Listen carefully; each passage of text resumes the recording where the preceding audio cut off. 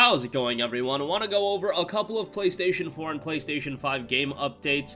Steel Rising, the latest game from Spiders, they did Greedfall and a couple of other low-key RPGs, but this one looks pretty interesting. It's an action RPG with a pretty unique setting. We'll talk all about that as the game has gotten 5 minutes of new gameplay. On top of that, a lot of talk surrounding the next Need for Speed game, scheduled for a release later this year. We'll cover that and what Jeff Grubb talked about on Grubsnacks. And then lastly, a little bit of an update on The Witcher, the Unreal Engine 5, the next Witcher title, as well as The Witcher 3 next-gen delay. That's been clarified as well. We'll cover that at the end of this video. But first up, Steel Rising, a new action RPG coming from Spiders. The game just had 5 minutes of new gameplay that's been released, and it's uploaded on Naken's official YouTube channel, and you know, the game has a really cool setting. I like the aesthetic look of the game. Thus far, the gameplay I've seen looks a little bit choppy, looks a little bit sloppy, but at the same time, I think the gameplay looks unique.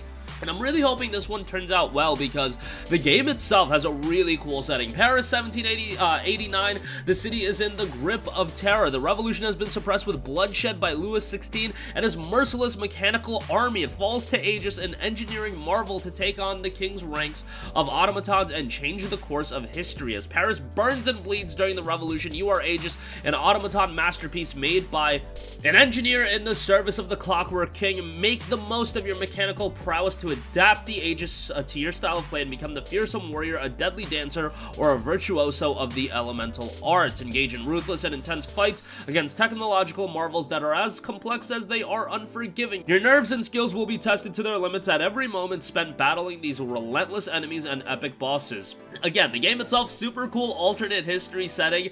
The game was scheduled for a release in June. It's been pushed to September 8th of 2022. I believe it originally had a June release window, but yeah, September 8th is what it's listed at on Steam, and that's pretty quickly approaching, given that, you know, a couple months, the summer's usually more of a dry period for game releases, and then before you know it, we'll be at September. Again, Spiders is a studio that has put out some pretty good RPGs. I liked Greedfall.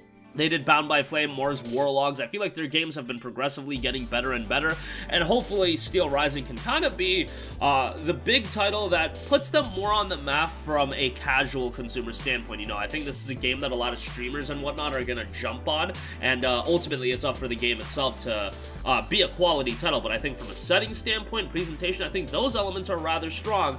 Mechanically, it just has to be on point.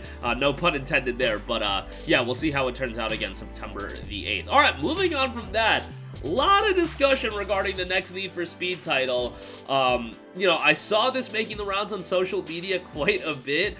This year's reported Need for Speed title will adopt a photorealistic art style mixed with anime elements. That's coming from Jeff Grubb and on his show Grubsnacks, noting it's gonna be photorealistic, but it's gonna have, on top of that, anime elements. You know when you see a car commercial or something like that, and the car's driving around, but then cartoon flames and stuff are flying on it? That's the kind of aesthetic that they're seemingly aiming for.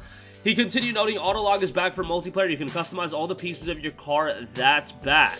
Criterion wants to make it feel like a real city, even though it's a fictionalized version of a city. To me, what that sounds like is an over-the-top game that still embodies a photorealistic style, like a realistic visual style, but also having a lot of over-the-top elements. That's what I'm getting at immediately when I just read the title, like on Twitter a day or two ago, and I saw it for the first time, and I thought anime elements in a car game. I immediately thought like Forza Motorsport 2's, you know, paint shop and people creating like anime aesthetics for cars. That's not what he's getting at. It's more of a presentation and style standpoint, and it'll be interesting to see how all of that comes together. Hopefully we see footage of this next Need for Speed title soon. Need for Speed as a franchise, to me, is so hit or miss. There are Need for Speed games that I love. Hot Pursuit, of course, Most Wanted. You know, there's really good Need for Speed titles. I even kind of like Rivals, and I enjoy Need for Speed Heat. And then there's some other titles that are just not that great. And I think for a lot of people, Need for Speed has been more so on the not that great side for a couple of releases. Again, I like Heat, but nonetheless, we'll see how this one turns out. Hopefully, it's of quality, because Need for Speed is an IP with so much history attached to it, and I think a lot of people harken back to, you know, Need for Speed, Most Wanted, Undercover, those games in the mid-2000s that people really enjoyed. but we'll see how this one turns out.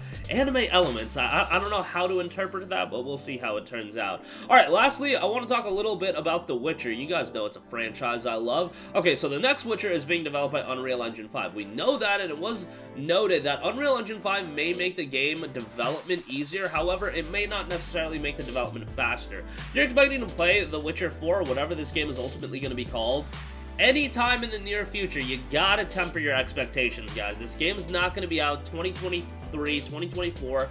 It might not be out by 2027, and, you know, you guys can think I'm memeing on that when I say this game may not be out until 2027 or later than 2027. Guys, Cyberpunk 2077 was revealed in like 2011, and that game came out at the end of 2020. That's a 9-year window. I'm not saying Witcher 4 or whatever this game is going to be called is going to be a 9-year window, but it's going to be a lengthy period of time, and development is undergoing with this game, but they're definitely going to take their time with it. Delays can happen, and who knows what's going to happen in the world. Okay, but what's not going to be that long of a wait is The Witcher 3 Wild Hunt, and it was noted that the upgrade is not in development hell or anything like that. All CD Projekt Red noted is that they've taken the development back in-house. Nobody is saying that it's delayed or that they're looking for a monumental time gap for its release. Yeah, this is just a Witcher 3 upgrade. I'm sure they want to get it right and they want to offer, you know, a lot of upgrades for those playing on next-generation platforms, but that's not as big of an undertaking as a brand new game is gonna go. There's a lot of things that go into making a high-quality upgrade, but comparing a high-quality upgrade to something that could really be in development hell, like a big-budget title, I think you're just comparing apples and oranges at that point. And yeah, hopefully we get the Witcher 3 upgrade maybe late summer, early fall. That's the window that I'm thinking that it is gonna drop. But you want to get that upgrade out because Witcher as an IP is pretty massive these days. After the Netflix series has been doing really well, Witcher 3 is a game that is just perpetually gonna sell copies and copies for a very long time. I think we got numbers, and the numbers were like staggering from a commercial standpoint where Witcher 3 is at, and it seems like the popularity of the franchise is just going to continue to increase for the foreseeable future, depending on the quality of the Netflix series, depending on people just jumping in and trying out the game, given that it's so accessible. You can get it for like 10 bucks all the time. So yeah, that's gonna do it for me. Let me know your guys' thoughts on Steel Rising, a game that's going a little bit under the radar at this point, but you know, we still got a couple months until the release of the game, September of 2022. So, hopefully Spiders delivers something good there and some new gameplay for that game dropping. The new Need for Speed game, aesthetic gonna be photorealistic art style mixed with some anime elements. Interesting to see how that plays out.